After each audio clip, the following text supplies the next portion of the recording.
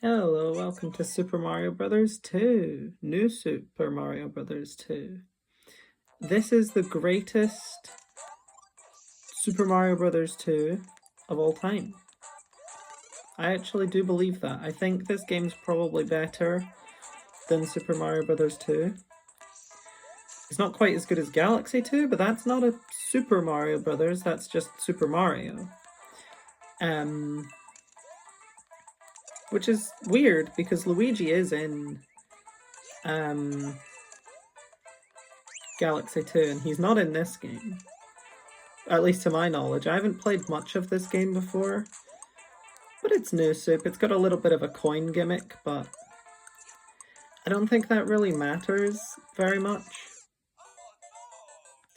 I know that there's rewards for like collecting a jillion coins. 1 trillion coins, please. I know if you collect a lot of coins, there's like rewards and stuff. I always liked, in the first New Super Mario Bros. Game, New Super DS, you could like buy stuff with the big coins. You could get like, wallpapers for the bottom screen, because there's a bottom screen, and it has the fire flower on it, if you have the fire flower. You could get like wallpapers and stuff for that, and it would be pretty cool. I don't know if this game has stuff like that. It probably does.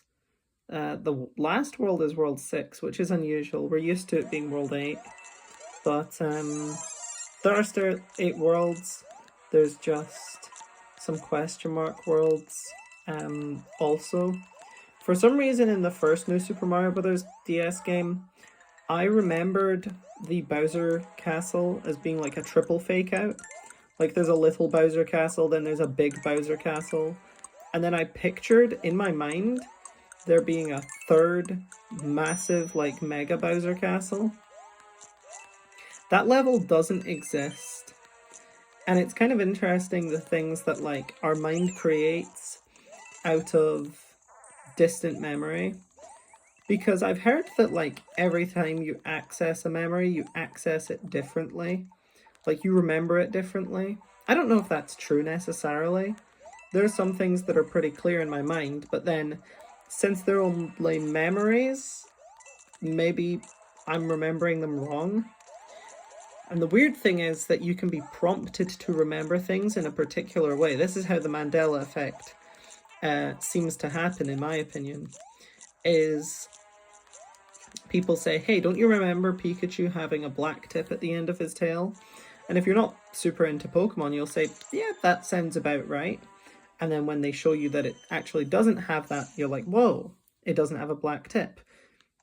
But if you were shown the normal Pikachu design from the start, you'd probably think like, yeah, that seems about right. That looks like Pikachu.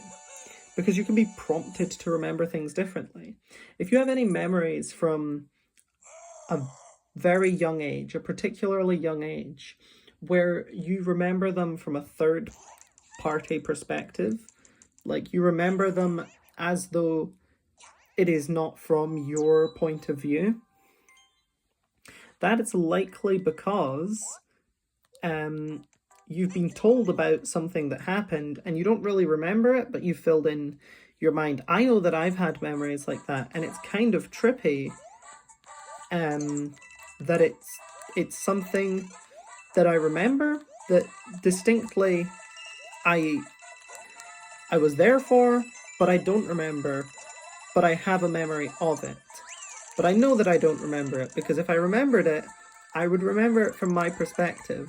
All of my new memories that I have are from my perspective. So if I'm remembering something from somebody else's perspective, or like a narrator perspective, it cannot possibly be a real memory, right? At least I don't think so. But then the mind works in really weird ways, so maybe that's not true either.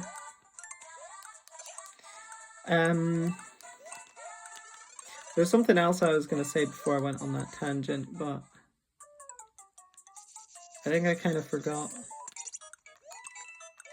Anyway, this game's pretty cool. This is going to be two. This is episode 2 in a series of short DS videos.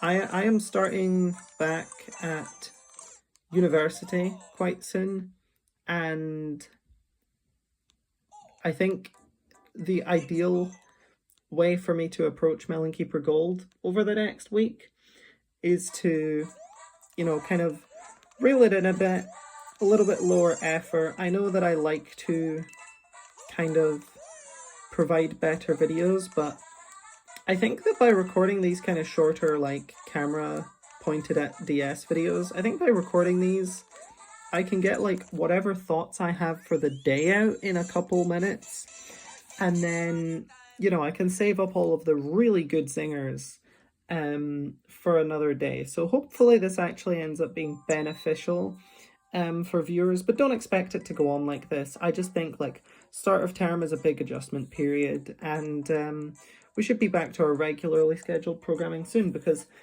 for the first, like right at the start of Melon Keeper Gold, I was in university, so it's not, it's not something that's new, it's just more of the same. So, see ya.